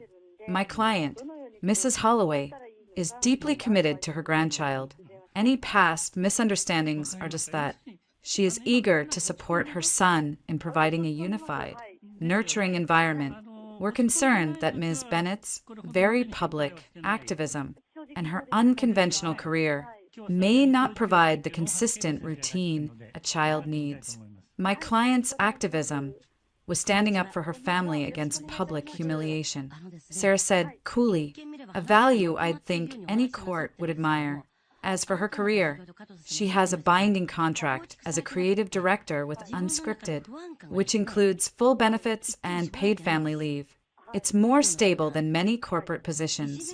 She slid a copy of my contract across the table.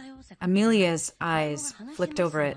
Her lips pressed into a tighter line. We're also concerned, Ms. Finch continued, as if Sarah hadn't spoken, about the potential for parental alienation.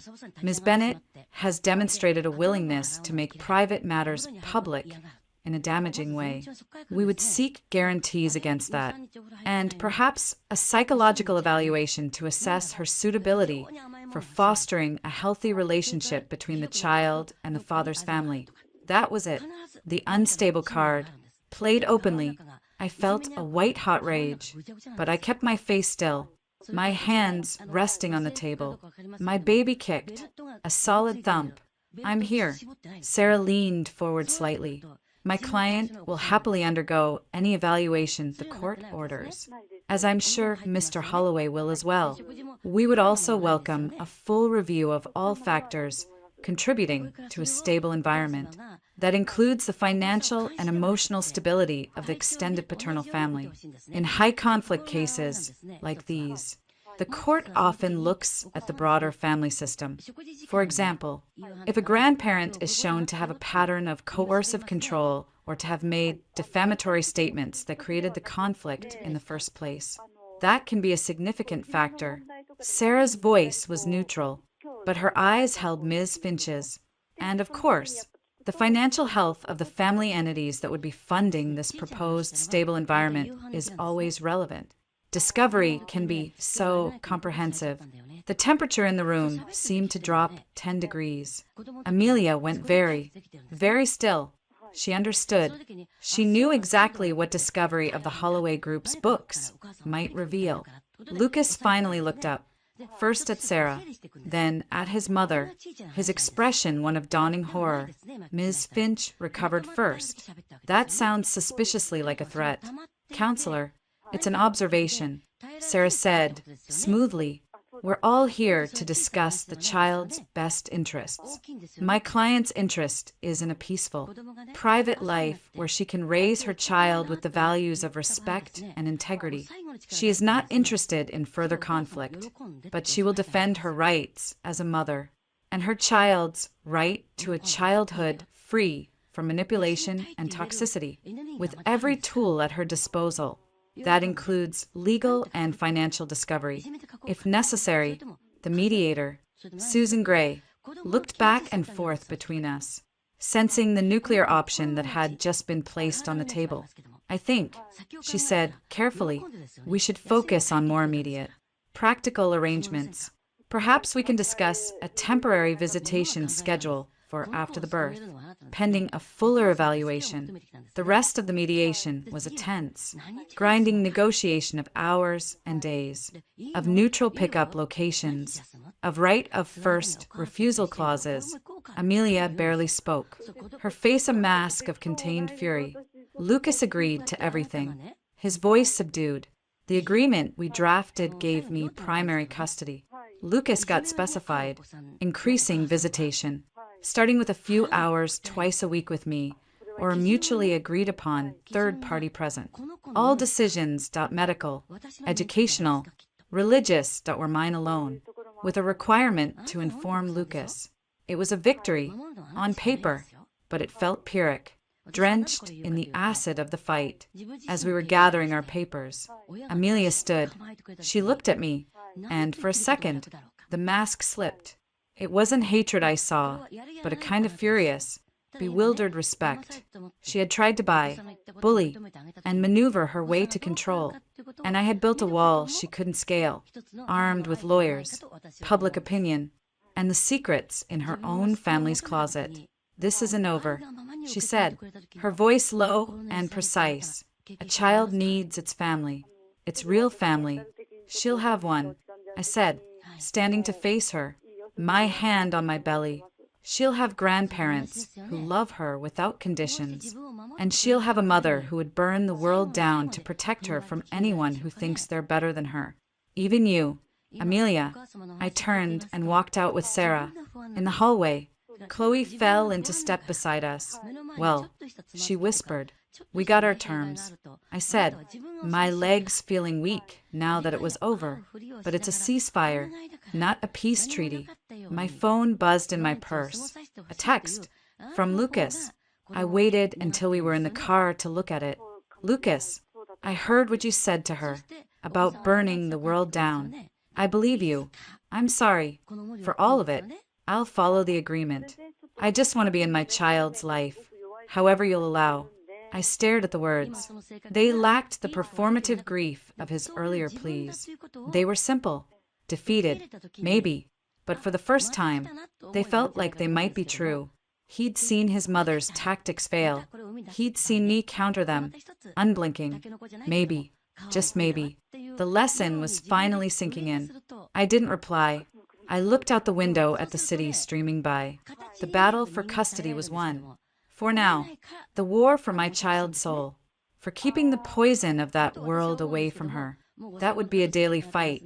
But as I felt her turn and kick again, a strong, insistent movement, I knew I had the strength for it. I had the only army that mattered, a love that was ferocious, clear-eyed, and utterly without fear. 8 months later, the cry that pierced the 3 a.m. stillness of my West Village apartment was not a sound of distress, but a mighty, indignant proclamation. I was already awake, moving through the dark with the practiced, sleep-drunk grace of new motherhood. I reached into the bassinet, and the cries softened into fussy grunts as my hands, recognizing her, gathered her up. Sienna, 7 pounds, 2 ounces of perfect, furious humanity, now a solid, warm weight with a thatch of dark hair and eyes that, in the lamplight, seemed to hold the wisdom of the ages. Hey, you, I whispered, settling into the rocking chair by the window. The city lights painted soft gold stripes on the floor. Big opinions for such a small person. She rooted against my chest, a tiny, determined animal. This was my world now, a world measured in ounces consumed, diapers changed, and hours of sleep stolen in 2-hour increments. A world that was exhausting, messy, and more profoundly beautiful than anything I had ever known. The grand war with the Holloways had receded, replaced by the trench warfare of parenting an infant. It was a relief. The legal custody agreement was a map we were all, tentatively, learning to follow. Lucas had his visitation every Tuesday and Thursday afternoon, from 1 p.m. to 4 p.m., supervised. The supervisor was usually me, sometimes my mom. He arrived punctually, his knock always a little too soft, as if afraid to disturb us.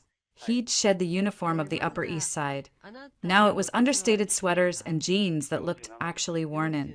He looked younger without the armor of his mother's approval, and more lost.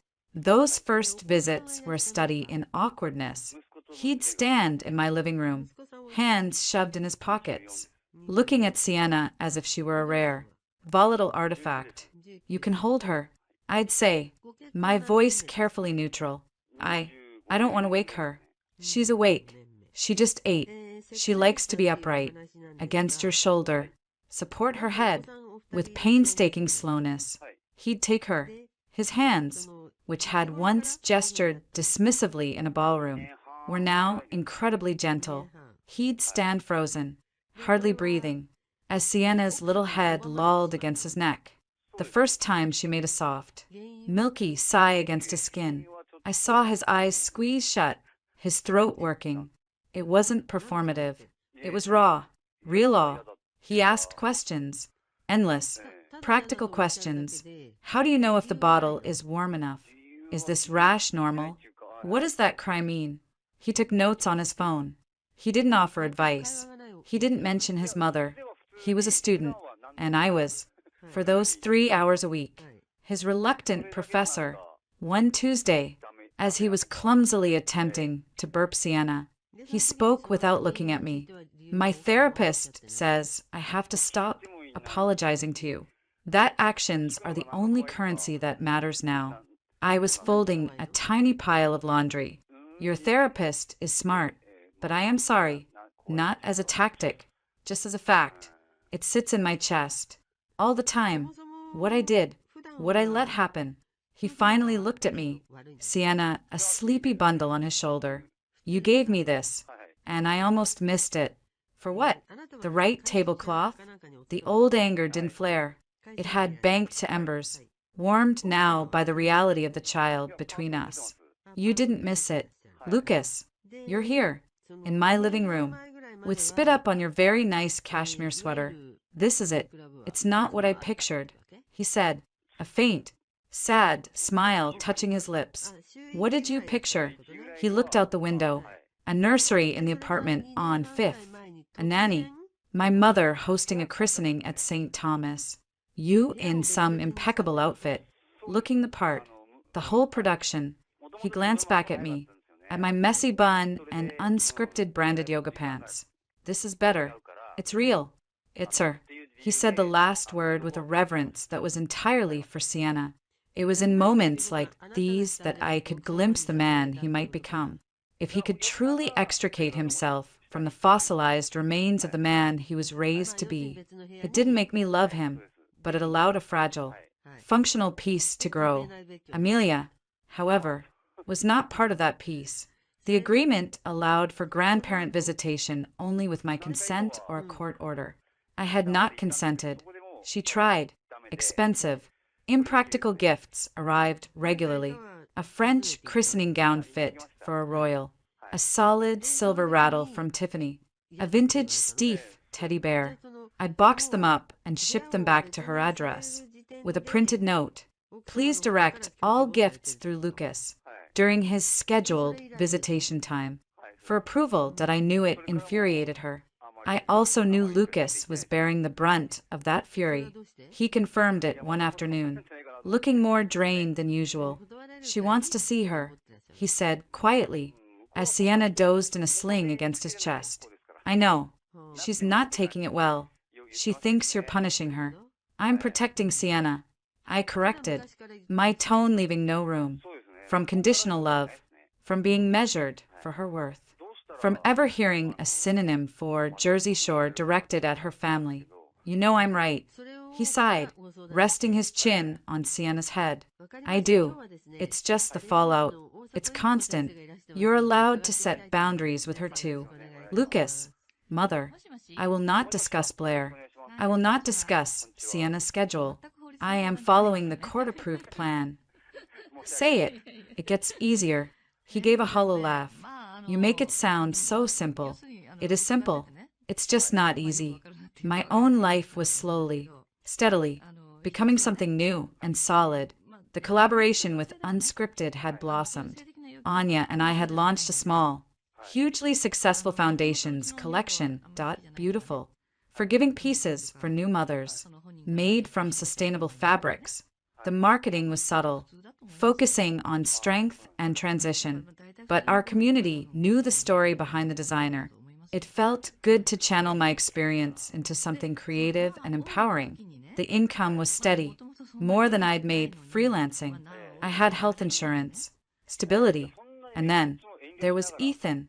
We'd met at a panel discussion on ethical supply chains, a nerdy event Chloe had dragged me to, promising brain candy, and maybe a hot professor. Ethan was the hot professor. A professor of environmental economics at Columbia. To be precise, he was tall, lanky, with kind eyes behind wire-rimmed glasses and a smile that appeared slowly but lit up his whole face. He'd asked an insightful question about greenwashing in mid-market fashion.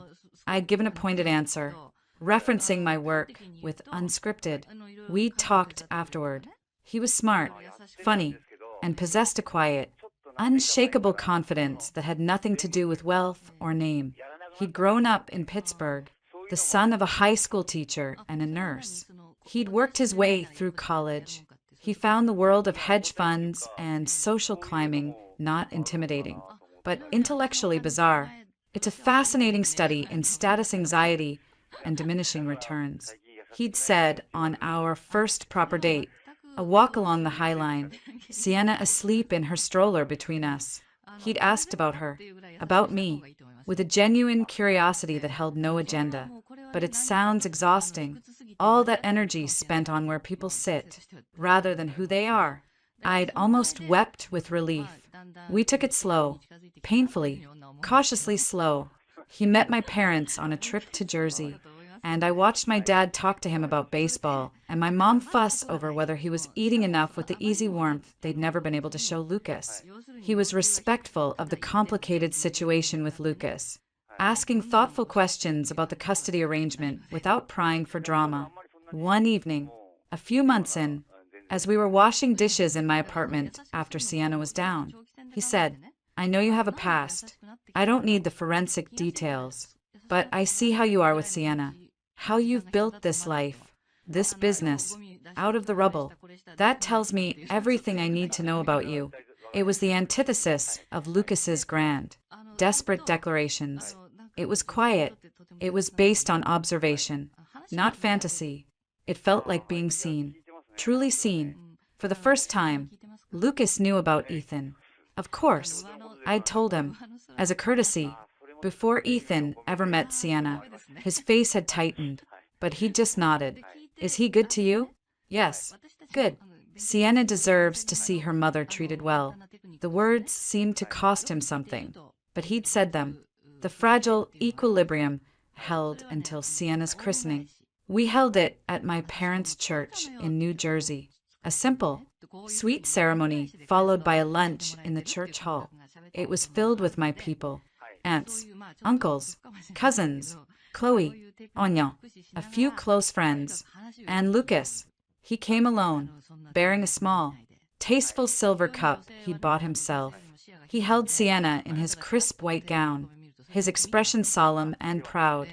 He fit in surprisingly well, my uncle pulling him into a conversation about the Mets. For a few hours, it almost felt like a version of normal. After the lunch, as people were filtering out, he pulled me aside. "I have something for her, for Sienna." He handed me a legal-sized envelope, not thick. Warily, I opened it. Inside were trust documents from a firm I didn't recognize.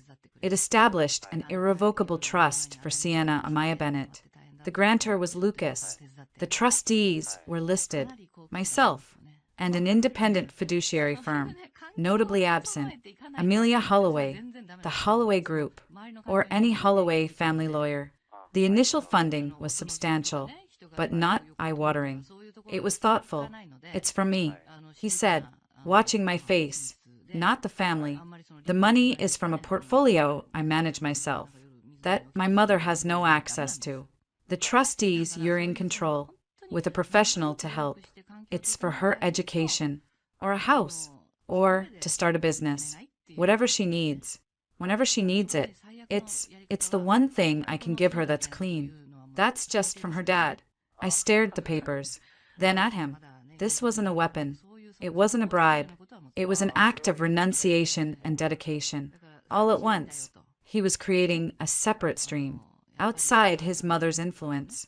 For his daughter, it was the most tangible proof of change he could have offered. "Lucas, it's not an apology," he said quickly. "It's a foundation, one I should have built for us. I'm building it for her instead." He reached out, as if to touch my arm, then pulled back. "Thank you for letting me be here today. It meant a lot." Before I could respond, my phone buzzed. A call from Richard. Frowning, I answered. "Richard, now's not really a good time." "It's done." His voice came, sounding weary but satisfied. "The Journale's running the story tomorrow. The Holloway Group is officially entering restructuring. The board is forcing Amelia out of any operational role. The financials, they were worse than I thought. The banks are calling in notes. The facade is cracking. Blair, in a very public way." I absorbed this, watching Lucas chat with my father. He was oblivious to the coming earthquake. "Does Lucas know?" "No, and he won't be badly hurt. Personally, his personal trust is separate, smaller but solid. But the social capital, the influence Amelia wielded, that's about to become worthless. I thought you'd want to know. The dragon has been defanged, at least financially." I thanked him and hung up. Lucas looked over, a question in his eyes. I just shook my head slightly. "Not now." The fallout was swift and brutal. The Wall Street Journal article was a masterclass in dry, devastating financial reporting. It outlined years of mismanagement, bad bets on outdated industries, and the use of social prestige as collateral. The name Holloway was now associated with genteel decline, not old money grandeur. Amelia vanished from the social pages. The word was she'd retreated to their country house in Connecticut. A week after the story broke, I was pushing Sienna's stroller through Washington Square Park when I saw her. She was alone, on a bench, dressed in a simple trench coat, looking smaller and older than I'd ever seen her. She was staring into the middle distance, a vacant look on her famously composed face. She saw me. Our eyes met. There was no anger left in her gaze, just a hollowed-out exhaustion. Against my better judgment, I walked over. Sienna was awake, chewing on a stuffed giraffe's ear. Amelia's eyes went to the stroller, and for a fleeting second, a raw, naked hunger flashed across her face. It was gone in an instant, replaced by the familiar chill. "Come to gloat?" she asked, her voice lacking its usual edge. "No, you won," she stated, as if acknowledging a historical fact. "You took my son. You have my grandchild. You've ruined the one thing I spent my life building. I didn't ruin your company, Amelia. Poor management did. I didn't take Lucas. You pushed him away, and he finally chose to walk. And Sienna isn't a trophy. She's a person. My person." She flinched at the child's name. "You'll keep her from me forever, won't you?" I looked down at Sienna, who was now babbling happily at a pigeon. "I'll keep anyone from her who sees her as a means to an end. Who thinks love is something you earn by having the right last name or sitting at the right table? If you can ever see her as just Sienna, as a little girl who deserves love without a single string attached, then we can talk. But you have to want to see her that way. I don't think you know how." Amelia stared at me, and for the first time, I saw not a monster, but a tragically small woman imprisoned by the very walls she'd built to feel tall. She had nothing left to say. She just looked back out at the park. I started to push the stroller away. "Is she happy?" The question was so quiet, I almost missed it. I stopped. "She's the happiest person I know." Amelia nodded once. A sharp, jerky movement. She didn't look at me again. I walked home, the October sun dappling the sidewalk. The war, it seemed, was finally over, not with a dramatic battle, but with the quiet, pathetic whimper of a collapsing illusion. The field was mine, but as I lifted Sienna from her stroller and breathed in her sweet, milky scent, I felt no triumph, only a profound, grateful peace, an exhilarating, terrifying freedom of a wide-open future, built entirely on my own terms.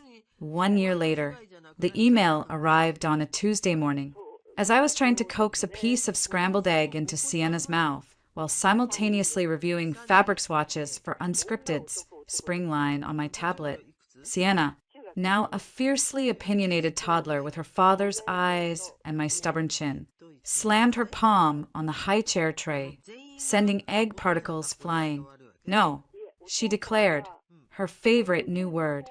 "Yes," I said, catching a flying yellow bit on my sleeve. "It's yummy. See, Mama eats it." I made a show of eating a cold forkful. She watched, suspicious. My phone pinged. The subject line cut through the domestic chaos. "Invitation to speak. Women in Leadership Summit. New York." I opened it, wiping my hands. It was from the organizers of one of the most prestigious professional women's conferences on the East Coast. They wanted me, Blair Bennett, founder of Bennett Creative Consulting and brand partner for Unscripted, to deliver keynote. The theme was resilience and reinvention.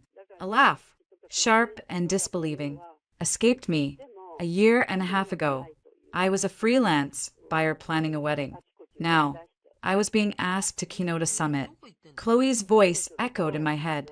"Leverage the narrative." I read the email aloud to Sienna. "What do you think, Bud?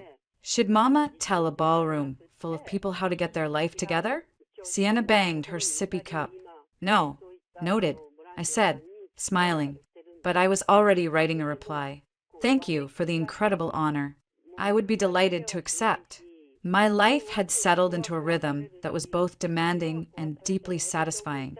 Bennett Creative Consulting was a real entity, with a small office in Soho and a roster of clients who valued my eye and my story. Unscripted's Foundation's line was our bestseller, and Anya and I were plotting an expansion. My apartment was covered in a fine layer of toddler dust and toys, but it was warm, full of light and books and the art I loved, not the cold, curated perfection of a decorator's portfolio. And there was Ethan. Our relationship had moved past the cautious, early stages into something solid and easy. He stayed over most nights, his economics journals mingling with parenting manuals on the nightstand. He was a natural with Sienna. Patient, funny, endlessly inventive with building block towers. He never tried to be her father. He was just Ethan, a constant, reliable source of affection and silly songs. Watching them together, Sienna shrieking with laughter as he chased her around the couch, filled me with a quiet joy I hadn't known was possible. One evening, as we were cleaning up after dinner, Ethan said, "So, the big speech. What are you going to say?" I was loading the dishwasher. "I don't know. The rise from the ashes thing feels a bit played out." "It's not played out if it's true," he said, leaning against the counter. "And your ashes were particularly sparkly and toxic." He'd heard the broad strokes, of course, but he'd never pressed for salacious details. His interest was in who I was now, not the gore of the past. "I don't want it to be a revenge story or a pity story." "Then don't tell it that way," he said simply. "Tell it as a story about recognizing your own value, about how sometimes the most powerful thing you can build is a good boundary, and how family isn't a relic you inherit, but something you create every day." I looked at him, this man who understood the assignment without ever having seen the syllabus. "When did you get so wise?" I read it in an economics paper. Sunk cost fallacy, an emotional investment. Very gripping. He grinned, then turned serious. "They're asking you because you did the thing everyone is afraid to do. You walked away from a gilded cage because you knew you deserved an open sky. That's the story. Tell that." Lucas was a part of our sky now, a small, orbiting satellite. His visitation had graduated to unsupervised weekends. Every other Saturday, he picked Sienna up promptly at 9, a diaper bag she no longer needed packed with meticulous care. He took her to the park, to children's museums, to his smaller, simpler apartment in the village. He sent me photos, Sienna covered in sand, Sienna staring in wonder at a dinosaur skeleton, Sienna asleep on his couch, a picture book sprawled on her chest. Our communication was mostly logistical, but sometimes it ventured deeper. After one weekend, he texted, "She said data today," not babbling. She pointed at me and said it. I know I didn't earn it, but thank you for letting me hear it. I'd stared at the message, a complex knot of emotions in my chest. There was no jealousy, just a recognition of a separate, parallel bond forming. "You earned the moment you were in." "Lucas," I typed back. "That's all any of us can do." Amelia was a specter, but a fading one. The Holloway Group restructuring had been brutal and public. The family's social capital was spent. Richard, freed from the burden of the failing empire, had moved to Santa Fe to open a gallery. He sent Sienna ugly, beautiful pottery that I loved. Amelia, I heard through the gossiping vines, Chloe, still monitored, spent most of her time in Connecticut. She'd made a few more attempts to send gifts. Elaborate. Age-inappropriate dollhouses, a miniature pony ride promised at a local stable. I continued to refuse them, directing Lucas to return them. The last time, he told me, she hadn't even argued. She just nodded and said, "I understand." I didn't know if she did, but the fight had gone out of her. The dragon, as Richard said, was not just defanged. It seemed to have forgotten how to breathe fire. The week of the Women in Leadership Summit, the city buzzed with a pre-spring energy. My speech was written, rewritten, and memorized. I had refused a teleprompter. I wanted to look at the audience, not a screen. The morning of the speech, as I was getting Sienna dressed at a miniature. Fierce-looking jumpsuit from unscripted kids line. My phone rang. An unknown number with a Connecticut area code. My stomach tightened. I knew. I answered. Hello, Blair. Amelia's voice. It was thinner, older. The polished arrogance was sanded away, leaving something rough and tired. I heard you're speaking today. At the summit. How did you hear that? I asked. My voice cool. A pause. It's in the press release. I still read things. I see. I won't keep you. Another pause. Longer. I could hear her breathing. I just wanted to say, I hope it goes well. The words seemed physically painful for her to eject. Why was she calling? Not to wish me well, to insert herself, to remind me she existed, to maybe, just maybe, hear something about Sienna. Thank you, I said, giving her nothing. Lucas says she's talking. A lot. She is. He showed me a picture. From the park. She has a smile. I didn't respond. The silence stretched. You won, she said finally, and it wasn't bitter. It was a statement of fact. Weary and final. You have everything. My son, in the way that matters. My grandchild. You have the life, the respect, everything I thought I was protecting for him. And I have a quiet house and a company in Chapter 11. I looked at Sienna, who was trying to put her own sock on, her brow furrowed in concentration. I didn't win against you, Amelia, I said, the realization clear as I spoke the words. I opted out of your game entirely. I built a different one, with different rules. The prize was never Lucas, or a name, or a seat at a table. The prize was my own peace, my own family. You can't lose a game you're not playing. There was a long, hollow silence on the other end of the line. I heard a soft, shaky intake of breath. Then I suppose, she whispered, I've been playing alone for a very long time. The call disconnected. I stood there, the phone in my hand. I felt no triumph, only a vast, echoing sadness for her, and a fierce, protective wave of love for the little girl, now triumphantly wearing one sock on her hand. The keynote was at noon at the Midtown Convention Center. The green room was a calm oasis of water bottles and anxious speakers. Chloe fussed with my hair. Stop. You look powerful. Approachable, but powerful. Like you could negotiate a merger and then coach a toddler soccer team. I feel like I might throw up. I admitted. Good. It means you care. She squeezed my shoulders. Remember, you're not the jilted bride. You're the architect. Now go out there and show them the blueprints. I walked onto the stage. The lights were blinding, turning the audience of 2,000 women and a few men into a dark, murmuring sea. I found the podium, adjusted the mic, and took a sip of water. My eyes scanned the front rows. And there they were, my mom and dad, holding hands, my mom's face already shining. Chloe, giving me a sharp thumbs up.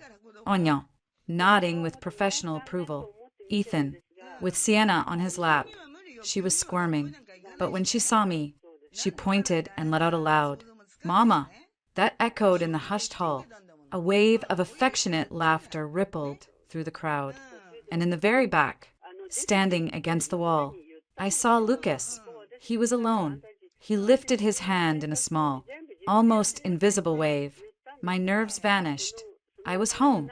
Thank you. I began, my voice clear in the sound system. A little over a year and a half ago, I was standing in a different ballroom. I was wearing a different dress, and I was about to make a very different speech. I paused, letting the reference settle. A knowing rustle moved through the crowd. That speech was about endings.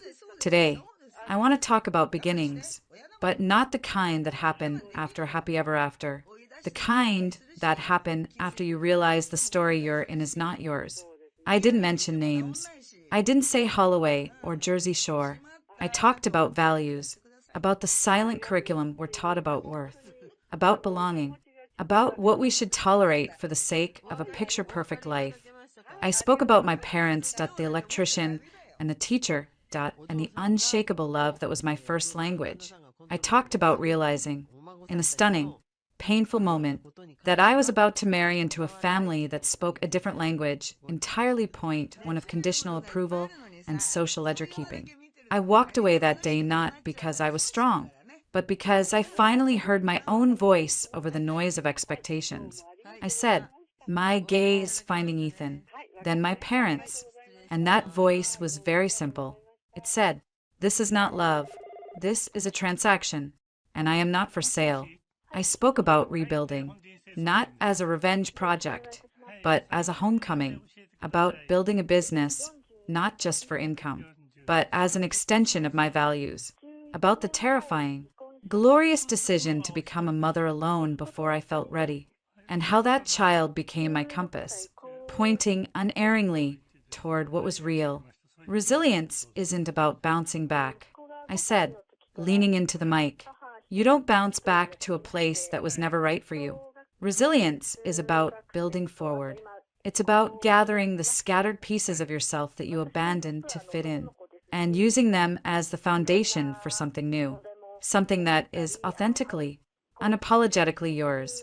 I talked about boundaries as an act of love, not anger, about how creating a family can mean honoring the people who gave you life, welcoming the people who choose to walk beside you, and, sometimes, gracefully releasing those who can only love you on their own narrow, punishing terms, and reinvention. I concluded, my voice softening, isn't about becoming someone new.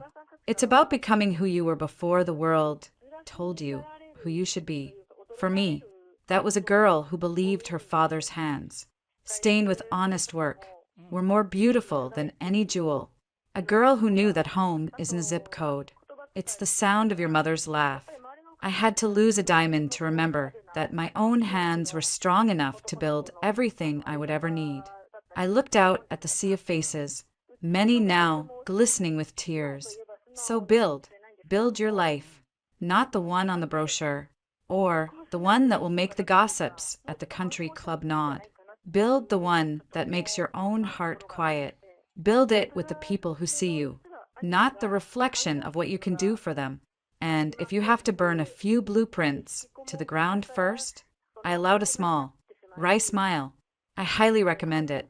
The applause was instantaneous, a roaring wave that rose to meet me.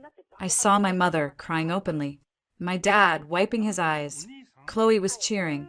Anya was beaming.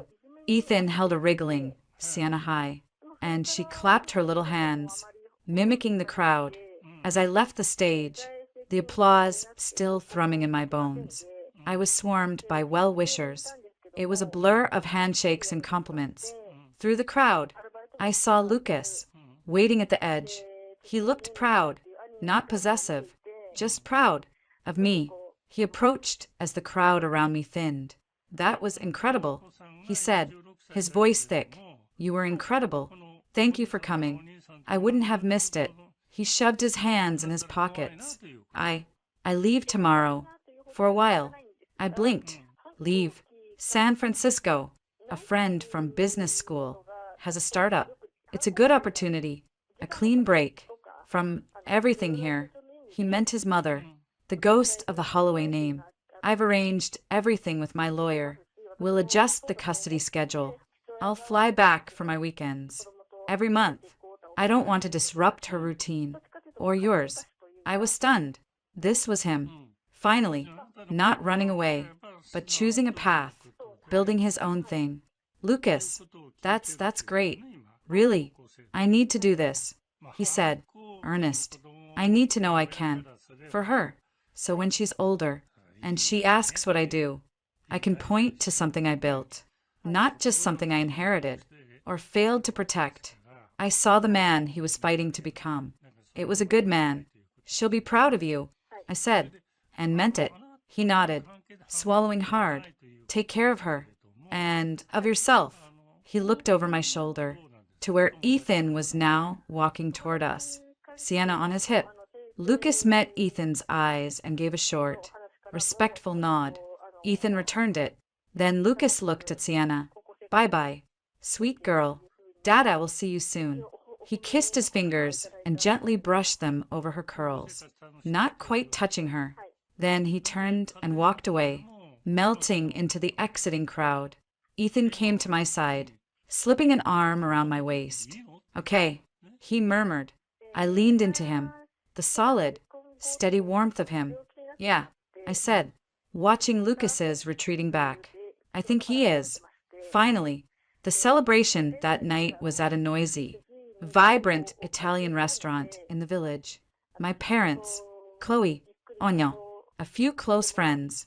Plates of pasta were passed. Wine flowed. Sienna fell asleep in a makeshift bed of coats in the corner. The talk was of the speech, of business, of funny toddler stories. It was messy, loud, and full of love. Later, back at the apartment, with Sienna safely in her crib and the city lights twinkling outside, Ethan and I sat on the couch, wrapped in a comfortable silence. You built it, you know, he said quietly, his fingers laced with mine. Exactly what you talked about. It's right here. I looked around. At the crayon mark on the wall Sienna had made that I couldn't bring myself to wash off. At the framed, unscripted ad featuring a diverse group of real women. At the photos of my parents, of Chloe, of Sienna's gummy smile. At this good, kind man beside me. The past wasn't gone. It was a part of the foundation, the rubble I'd built upon. Lucas was out there, on his own journey, a thread still connected to my daughter. And that was okay. Amelia was in her quiet house, a cautionary tale fading into the distance. The future wasn't a gilded path. It was an open sky, vast and bright and terrifyingly free. And for the first time, I couldn't wait to see what I would build next under it. I was no longer Blair, the jilted bride. I was Blair, the architect, and the blueprint, finally, was my own.